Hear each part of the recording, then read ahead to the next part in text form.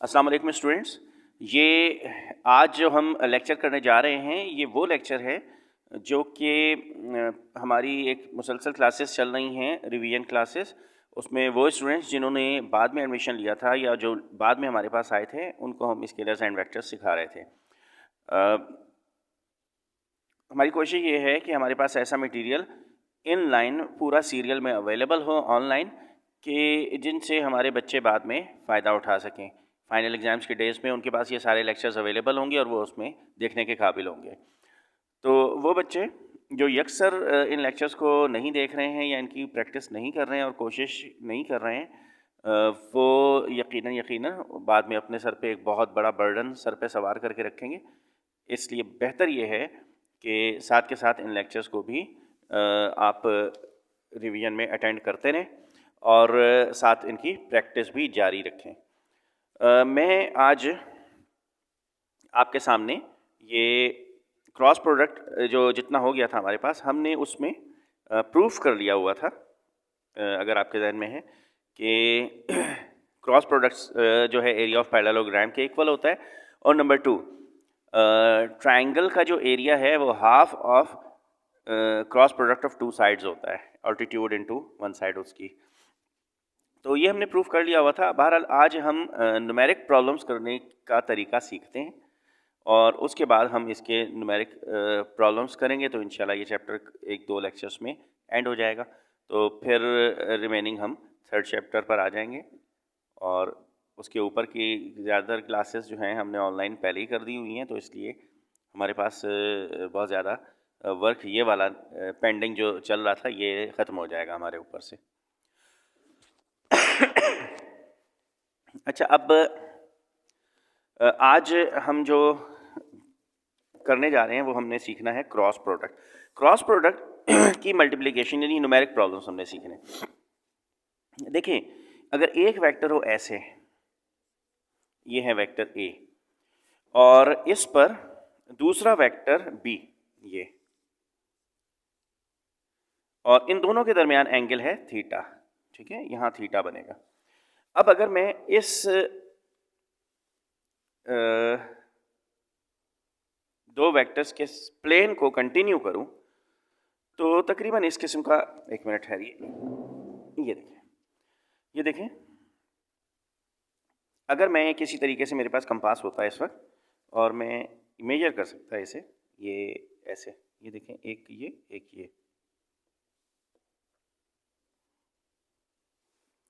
ये और कंपास को मैं मेजर करके यहाँ रखता और यूँ एक आर्क लगा देता, ठीक है, थोड़ा सा ये और लंबा जाएगा।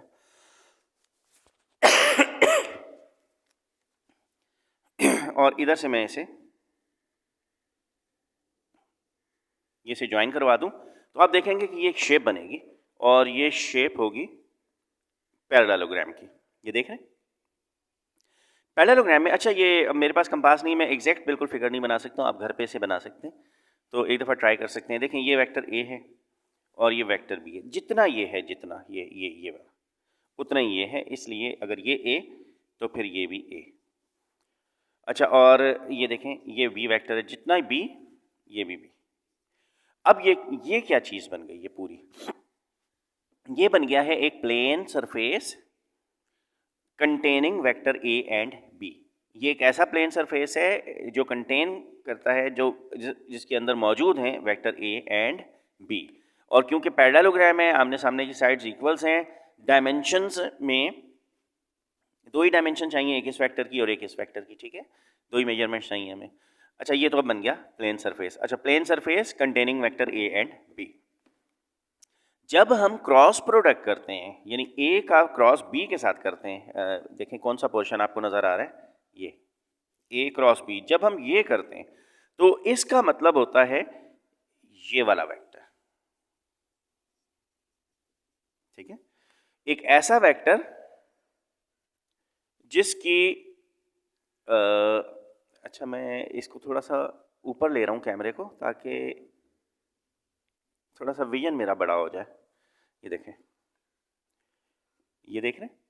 अच्छा, ये जो लाइन लगाई है मैंने, ये क्या है, ये इस वेक्टर ए को इस वेक्टर ए को क्रॉस मल्टीप्लाई करने से, यानी बी से जब क्रॉस मल्टीप्लाई करते हैं तो ये वाली लाइन, ये वाला वेक्टर हासिल हो जाता है। तो ये जो वेक्टर है ये ए और बी का प्रोडक्ट है, ठीक है, क्रॉस प्रोडक्ट जिसे कहते हैं। इस वेक्टर का अपना नाम मैं रख देता हूं सी। ये वैसे ही है, आप कुछ भी नाम रख दें। तो सी क्या है? सी एक ऐसा वेक्टर है जो ए क्रॉस बी से हासिल हुआ है, और जब ए क्रॉस बी से ये वाला वेक्टर हासिल हुआ है तो इसकी खासियत ये होगी कि ये 90 डिग्री का एंगल बनाएगा। 90 डिग्री किससे? इस प्लेन से जो कंटेन करता है ए एंड बी। वो प्लेन जो ए और बी से मिलकर बना है उस पर ये 90 डिग्री बनाएगा। ये खासियत होती है क्रॉस प्रोडक्ट की, ठीक है। अच्छा, अब ये ऊपर से देखें, यहाँ से देखें, ठीक है, थोड़ा सा समझ में आ रहा है। तो जब दो वेक्टर का क्रॉस प्रोडक्ट करते हैं तो एक तीसरा वेक्टर सी हासिल होता है, और सी इन दोनों वेक्टर्स पे 90 डिग्री का एंगल बनाता है। दोनों पर 90 का एंगल, दोनों पर, दोनों का मतलब ए पर भी 90 का होगा और बी पर भी 90 का डिग्री का एंगल होगा।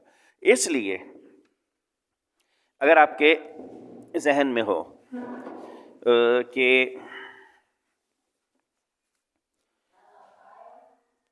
ए, ये आई, ये जे और ये के, ठीक है। अच्छा, अब ये आई जे के ये वेक्टर्स हैं। अच्छा, आई का मतलब होता है एक्स एक्सिस, वाई एक्सिस और ये जेड एक्सिस। जेड एक्सिस आएगा इधर, ठीक है। ये अब ये लाइन मैं ड्रॉ नहीं कर सकता हूँ ऐसे, तो इस लाइन को ऐसे ड्रॉ कर दिया जाता है, ठीक है। ये अब अच्छा, मैंने कैमरा बहुत ही नीचे लगा दिया था टेबल से, तो ये विजन आ ही नहीं रहा है, ठीक है। मैं थोड़ा और बड़ा करूँ इसे। अब देखें, आई जे के, अगर मैं आई को जे के साथ क्रॉस करूं, यानी आई क्रॉस जे, आई का क्रॉस जे के साथ करूं, यानी आई को रोटेट किया मैंने जे की तरफ, पढ़ते इसको ऐसे क्रॉस प्रोडक्ट को, तो जो मेरे पास नया वेक्टर आना चाहिए वो इस आई पे भी 90 डिग्री बनाना चाहिए और जे पर भी 90 डिग्री बनाना चाहिए। तो इसलिए आई को जब जे से क्रॉस करते हैं तो जो नया वेक्टर आता है वो होता है के, ठीक है। और ऐसे ही जब जे को के से क्रॉस करेंगे, ये यानी जे रोटेट हो गया के की तरफ, तो अब जो नया वेक्टर आना चाहिए उसे के पर भी 90 डिग्री बनाना चाहिए, जे पे भी, तो वो वेक्टर एक्स एक्सिस इस एक्स डायरेक्शन में ही हो सकता है। इसलिए कहते हैं कि जे क्रॉस के इक्वल होता है आई, और जब के क्रॉस आई करते हैं, के क्रॉस आई, इसको इससे, तो वो वेक्टर आएगा जो इस पे भी 90 डिग्री बनाए और इस पे भी 90 डिग्री बनाए, और वो ये वाला वेक्टर होता है, ठीक है। अच्छा, अब यानी के क्रॉस आई किसके इक्वल होता है? जे के इक्वल होता है।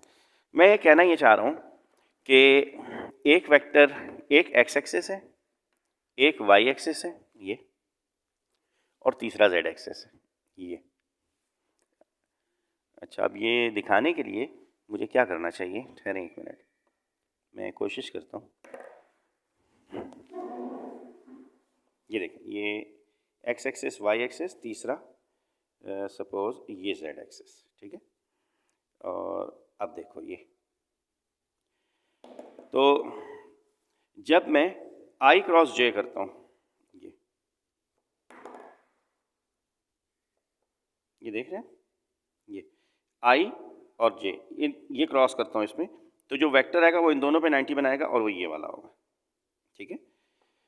और जब मैं ये वाला जे क्रॉस के करता हूँ, जे क्रॉस के, ये, तो जो नया वेक्टर आएगा वो इन दोनों पे 90 डिग्री बनाना चाहिए, और इन दोनों पे 90 डिग्री कौन बनाएगा? ये देख रहे हो, इन दोनों पे कौन, इस पे और इस पे 90 डिग्री कौन बना रहा है? ये वाला, तो वो ये वाला वेक्टर आ जाता है आई। और ऐसे ही जब इसको इस पे रोटेट करते हैं तो इन दोनों पे 90 डिग्री कौन बना रहा है? ये वाला, ये जो मेरे हाथ में देख रहे हैं, ये तीनों एक्सेस आप देखें कैसे लग रहे हैं आप, ठीक है, एक्स एक्सिस, वाई एक्सिस और जेड एक्सिस। अच्छा, अब हम कर रहे हैं इसका न्यूमेरिकल, और न्यूमेरिकल स्टार्ट करने के लिए जो पहले मैं आपको सबसे पहले न्यूमेरिकल करवाने वाला हूँ वो ये है।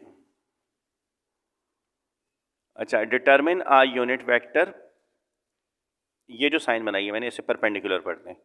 Determine a unit vector perpendicular to the,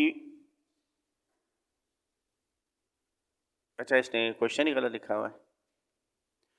question ये होना चाहिए determine a unit vector perpendicular to the plane containing vector A and B. अच्छा इस बच्चे ने ये यहाँ थोड़ा सा गलत कर दिया, मैं इसे सही कर दूँ। यूनिट वेक्टर ऐसे, अब ये क्वेश्चन ठीक हो गया। Determine a unit vector perpendicular to the plane containing A and B if A is equal to this and B is equal to this. अच्छा दो वेक्टर्स गिवन है, मैं अब इसका सोल्यूशन करता हूँ। ये पेज आ गया मेरे पास और इसमें वेक्टर ए, यू क्वेश्चन आप रिवाइंड करके पीछे और उसे लिख लीजिएगा। वेक्टर ए है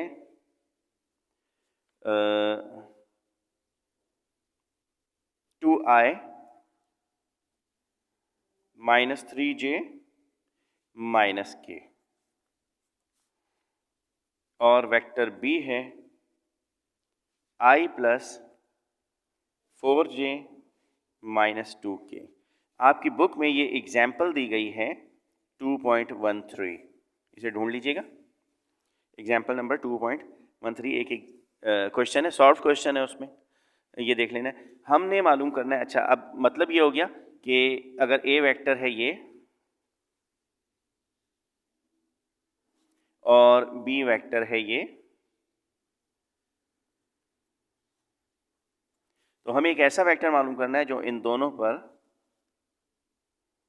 90 डिग्री बनाए, और उस 90 डिग्री बनाए, यानी क्वेश्चन क्या था, डिटरमिन द यूनिट वेक्टर। तो और सिर्फ ये नहीं कि ये जो वेक्टर है ये इन दोनों पे परपेंडिकुलर तो है, इसका ये जो वेक्टर है इसका भी यूनिट वेक्टर मालूम करना है। अच्छा बच्चों ने जब मैंने ये पेपर्स में दिया तो डिफरेंट फार्मूलाज से इसको सॉल्व किया था, उनकी चॉइस है, जैसे चाहे करें। और मैं इसको एक मखसूस तरीके से किया करता हूँ। तो मैं ये फ़र्ज़ करता हूँ कि सी ये है unit vector perpendicular to A and B. मैंने डेफिनेशन दे दी। सी क्या है, एक यूनिट वेक्टर है जो कि परपेंडिकुलर है ए और बी के, ये मुझे मालूम करना है। सॉल्यूशन, अच्छा तो पहले तो मैं वेक्टर सी मालूम कर लेता हूँ। सी वो वेक्टर है जो बी और सी पर परपेंडिकुलर है, पहले ये मालूम हो जाएगा, फिर इसका मैं यूनिट वेक्टर निकालूंगा तो ये मालूम हो जाएगा जो कि इस प्लेन पे 90 डिग्री बनाता है। तो मैं यहाँ पे लिखता हूँ let C is perpendicular to A and B. और बाय डेफिनेशन हमें पता है कि अगर परपेंडिकुलर वेक्टर मालूम करना हो तो क्रॉस प्रोडक्ट किया जाता है। तो मैं क्रॉस प्रोडक्ट करता हूँ। देयरफॉर जब मैं कह रहा हूँ कि सी परपेंडिकुलर है ए और बी के, तो इसका मतलब है कि सी फिर ए क्रॉस बी होना चाहिए। और ए क्रॉस बी के लिए क्या किया जाता है,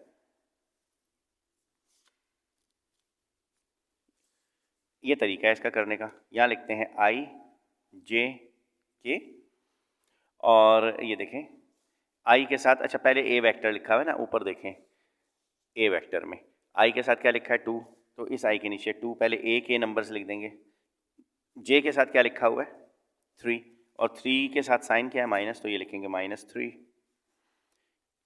के के साथ क्या लिखा हुआ है, अच्छा ये थोड़ा छोटा ही मैंने लिख दिया तो ये गलत हो गया, आई मीन ये थोड़ा मुश्किल हो गया। बहरहाल ये अब ये देखें ए वेक्टर में आई के साथ 2 था, मैंने यहाँ 2 लिखा है नीचे। जे के साथ -3 था, मैंने -3 लिखा है। और के के साथ ऊपर क्या लिखा हुआ है, ये के के साथ कुछ नहीं लिखा हुआ है, इसका मतलब माइनस, और ये यहाँ 1 लिखा हुआ है इस जगह पर, तो इसलिए के के साथ मैं लिखूँगा -1। और ऐसे ही दूसरे नंबर क्रॉस करना है मुझे बी के साथ, और बी के देखें कोफिशिएंट बी के साथ आई लिखा हुआ है, आई के साथ क्या है, कुछ भी नहीं है, तो कुछ नहीं है तो इसका मतलब है कि आई के साथ 1 लिखा है, तो इसलिए मैं आई के नीचे यहाँ 1 लिखूँगा। ये उसके बाद ये देखें बी, जे के साथ क्या लिखा है 4 लिखा है, तो जे के नीचे ये आ गया 4, और के के साथ यहाँ क्या लिखा है -2, तो इसलिए यहाँ लिखेंगे -2। तो अब अगर आप देखें तो आई क्रॉस बी का मतलब होता है, ये मॉड लगा दिया आपने बड़ा सा, और ये ए के साथ जो नंबर्स हैं 2 -3 -1 वो इसके साथ लिखे 2 -3 -1, और उसके बाद बी के जो नंबर्स हैं कोफिशिएंट्स हैं वो सारे लिखे, आई के साथ है 1 +4 -2 1 +4 -2 ऐसे लिख दिया। अब इसे ओपन करेंगे तो हमारा ये क्वेश्चन सॉल्व हो जाएगा, ठीक है। और ओपन करने के लिए क्या तरीका है हमारे पास, देखें पहले तो ये सी लिखा आपने, उसके बाद ये वाला आई ये आपने लिख दिया इधर। अच्छा इधर लिखूं या राइट पे लिखूं बात एक ही है, ये एक और लगा दिया ऐसा मॉड। अब क्या करना है कि ये आई और ये जे, जिस रॉ में ये आई है और जिस कॉलम में आई है उसके कंटेंट्स छोड़ देने, बाकी के लिख देने। तो ये जे और के नहीं लिखना है, यानी ये नहीं लिखना और ये नहीं लिखना, तो क्या बच जाएगा, यानी आप देखें ये मैंने छुपा दिया, अब बच क्या गया, यानी जिस कॉलम में ये आई है वो और जिस रॉ में है ये छुपा दिया मैंने, बाकी क्या बच गया, ये देखें -3 -1 4 -2 ये आ गया, ठीक है। ये तो आई आ गया। इसके बाद अच्छा तरीका ये है कि आई लिखते हैं प्लस की साइन के साथ, फिर जे लिखते हैं अल्टरनेट साइन यानी माइनस के साथ, उसके बाद के लिखते हैं अल्टरनेट साइन, ये माइनस है तो ये प्लस, यानी प्लस माइनस प्लस, और होता तो plus minus plus minus plus minus करके अल्टरनेटिवली आई जे के खोलते चले जाते हैं। तो आई के साथ मैंने प्लस साइन लिया तो जे के साथ मैंने ले लिया माइनस साइन, और जे के साथ ये लिखेंगे। अब ये जिस रॉ में जे है ये और जिस कॉलम में वो छोड़ दें, जो बच गया है बाकी इसके अंदर लिख दें। तो क्या बच गया,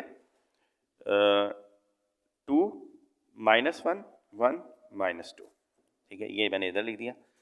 अब लिखेंगे प्लस ये वाला के, ये इसे लिखा हमने यहाँ, तो ये आ जाएगा। अब इस के इस ब्रैकेट के अंदर क्या लिखना है मैंने, जिस रॉ में के है वो छोड़ दो, जिस कॉलम में है वो भी छोड़ दो, बाकी क्या बच गया, ये जो आपके सामने नज़र आ रहा है यहाँ, ये मैंने लिखूंगा इधर 2 -3 1 और 4, ठीक है। अब ये समझ लें कि ये मैंने ये जो डिटर्मिनेंट लगाया हुआ मैंने इसे मैंने खोल दिया। अब इसे सॉल्व कर देंगे, ये आई तो यहीं रहेगा।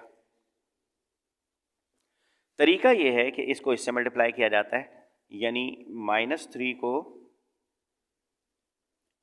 -2 से मल्टीप्लाई किया जाएगा, ठीक है। और ये यानी इसको मैंने इससे मल्टीप्लाई कर दिया, -2 को -3 से मल्टीप्लाई कर दिया, माइनस फार्मूले का लगेगा यहाँ, ठीक है। और इसको इससे मल्टीप्लाई करना है, यानी 4 को -1 से मल्टीप्लाई करना है, ये वाला ब्रैकेट सॉल्व हो गया। अब ये माइनस जे लिखेंगे और ये देखें एक दफ़ा फिर इसे इससे मल्टीप्लाई करना है, यानी 2 को -2 से मल्टीप्लाई करेंगे, ये इससे मल्टीप्लाई हो गया, माइनस फार्मूले का लगेगा बीच में, और फिर इसको इससे मल्टीप्लाई करेंगे 1 -1, ये ब्रैकेट भी सॉल्व हो गया। अब क्या लिखा हुआ है मेरे पास, प्लस के लिखा हुआ है, और तरीका वही है, इसको इससे मल्टीप्लाई करना है, यानी 2 4 से मल्टीप्लाई हो गया, माइनस फार्मूले का लिखेंगे और नीचे इसको इससे मल्टीप्लाई करेंगे, यानी 1 को -3 से मल्टीप्लाई करेंगे, और ये ब्रैकेट बंद कर दिया। मेरे पास जगह कम है तो इसलिए वो थोड़ा नीचे आ गया।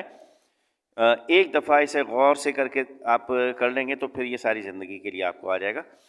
अच्छा ये -3 -2, माइनस माइनस प्लस होता है, 3 को 2 से मल्टीप्लाई करें तो 6 आ जाएगा, ये माइनस प्लस, अच्छा ये माइनस और ये माइनस, माइनस माइनस प्लस हो जाएगा, 4 को 1 से मल्टीप्लाई करेंगे 4 आ जाएगा। अच्छा ये minus J as it is आ गया, 2 को 2 से मल्टीप्लाई करें प्लस माइनस माइनस, 2 को 2 से मल्टीप्लाई करें 2 2 ज़ार 4 होता है, माइनस माइनस प्लस होता है, 1 को 1 से मल्टीप्लाई करेंगे 1 1 ज़ार 1। अच्छा ये प्लस का के लिख देंगे। अब इस ब्रैकेट में देखें 2 4 से मल्टीप्लाई हो रहा है, 2 इंटू 4 क्या आता है 8, माइनस माइनस प्लस 1 को जब 3 से मल्टीप्लाई करेंगे तो आएगा 3 1 जार 3। अच्छा अब देखो 6 प्लस 4 क्या होता है 10, और ये आई से जब मल्टीप्लाई होगा 10 आई आ गया, माइनस ये j एज इट इज लिख दिया मैंने। माइनस के 4 में से प्लस का 1 निकल गया तो माइनस का 3 बचेगा, प्लस 8 प्लस 3 क्या होता है 11। 11 को जब इस k से मल्टीप्लाई करेंगे आएगा 11k। अच्छा अब ये देखें 10 आए माइनस प्लस अच्छा माइनस माइनस प्लस 3, और ये j से जब मल्टीप्लाई होगा तो आएगा 3j, ये दोनों मल्टीप्लाई हो गए, ठीक है। और ये प्लस 11k ये इधर से आ गया, तो मेरे पास c वेक्टर की वैल्यू आ गई है 10i plus 3j plus 11k। अच्छा अब ये देखें डायग्राम के लिहाज से मुझे ये वाला वेक्टर पता चल गया है, ठीक है। अब मुझे क्या करना है, अब मुझे यूनिट वेक्टर निकालना है। यूनिट वेक्टर का तरीका क्या होता है, पहले तो ये जो आ गया वेक्टर c, इसी का मॉड मालूम करना है। मॉड मालूम करने का आपको तरीका पहले से पता है, ऐसे रूट लगाते हैं, i का स्क्वायर प्लस j का स्क्वायर प्लस k का स्क्वायर, ठीक है। अच्छा अब इसमें जब आप लिखेंगे तो c के साथ क्या है देखें, c के i के साथ है 10 इसलिए यहाँ लिखेंगे 10, c के j के साथ क्या है 3 इसलिए यहाँ लिखेंगे 3, c के k के साथ क्या है 11 लिखेंगे यहाँ। और ये देखें अब ये सॉल्व करें तो ये आएगा 100 प्लस 9 प्लस 121। 11 का स्क्वायर जब करेंगे तो शायद 121 आता है। और ये c ये क्या आ जाएगा, देखो अगर ऐड करूँ मैं 9 इसमें ऐड करूँगा तो ये 130 हो जाएगा, ये 230 आ जाएगा टोटल। इसका रूट ले लें या इसको ऐसे ही रहने दें। अच्छा ये c भी पता चल गया। Unit vector c, unit vector मालूम करने का तरीका क्या होता है, यूनिट वेक्टर होता है असल vector divided by mod of असल वेक्टर। जो गिवन वेक्टर है उसको c के मॉड से अगर डिवाइड करें तो यूनिट वेक्टर पता चल जाता है।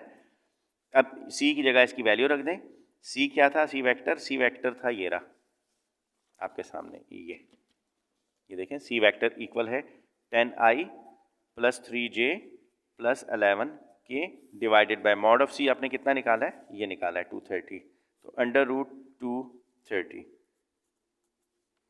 ये इसके नीचे 10 over under root 230i plus 3 over under root 230j, एक दफ़ा इसके नीचे भी लिख दें plus 11 upon under root 230j। अच्छा मेरे पास कैलकुलेटर नहीं है तो इसलिए मैंने इसको रूट से बाहर नहीं निकाला है, आप कैलकुलेटर हो तो रूट से बाहर निकाल लीजिएगा। तो ये देखें मैंने क्या किया है, यूनिट वेक्टर निकालने का क्या तरीका होता है, असल vector divided by mod of that vector. Unit vector वाला लेक्चर आप देख लीजिएगा, आपको पता चल जाएगा, ठीक है। अच्छा अब ये असल वेक्टर था c की वैल्यू क्या है 10i प्लस 3j प्लस 11 के, ये मैंने c की जगह इसकी वैल्यू लिख दी, नीचे ये वाली जो लकीर है ये मैंने यहाँ लगा दी है, और मॉड ऑफ c मैंने कैलकुलेट किया, ये अंडर रूट 230 वो मैंने नीचे लिख दिया। और क्योंकि ये अंडर रूट 230 इसके नीचे भी है, इसके नीचे भी है, इसके नीचे भी है, तो मैंने अलग अलग करके लिख दिया 10 upon under root 230, 3 upon under root 230 और 11 अपॉन अंडर रूट 230 ये लिख दिया। ये मेरा आंसर हो गया, ठीक है। तो ये जो मैं लेके चला था, पहले मैंने सी वेक्टर निकाला जो कि इन दोनों पे परपेंडिकुलर है, फिर इसका यूनिट वेक्टर निकाल लिया, तो अब ये वो यूनिट वेक्टर मुझे पता चल गया है जो इस पूरे प्लेन पर परपेंडिकुलर है, ठीक है। थैंक यू बेटा। ऐसे ही हमने और भी प्रॉब्लम्स करने, अगले लेक्चर में इंशाल्लाह वाले प्रॉब्लम्स करेंगे। Thank you very much. अल्लाह हाफिज़।